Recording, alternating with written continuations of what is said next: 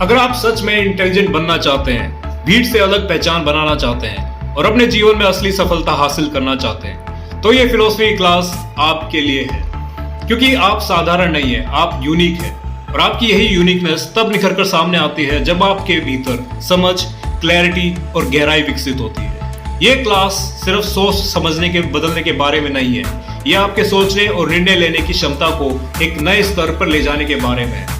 तो अगर आप अपने दिमाग को अपग्रेड करना चाहते हैं, अपने जीवन को डायरेक्शन देना चाहते हैं और खुद को सबसे बेहतर वर्जन बनाना चाहते हैं, तो चलिए शुरुआत करते हैं। फिलॉसफी, ये सब सुनते ही बहुत से लोगों के मन में लगता है कि ये कोई कठिन विषय है, सिर्फ बड़े विद्वानों के लिए।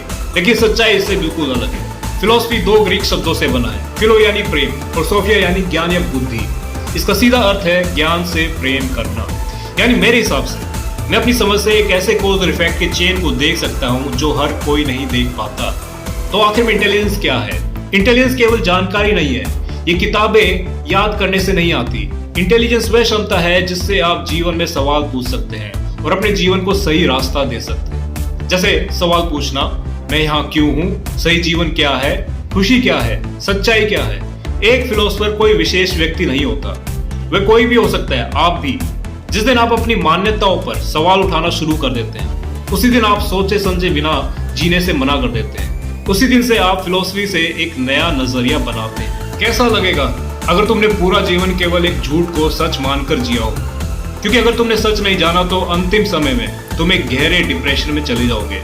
इसलिए फिलोसफी हमें सिखाती है कि जीवन को केवल जीना नहीं है, बल्कि समझकर जीना है। और दिलचस्प बात यह है कि ज्यादातर लोग पूरी जिंदगी जी लेते हैं, लेकिन कभी सच में सोचते ही नहीं है। वो कहते हैं खाओ पियो ऐश करो मित्रों।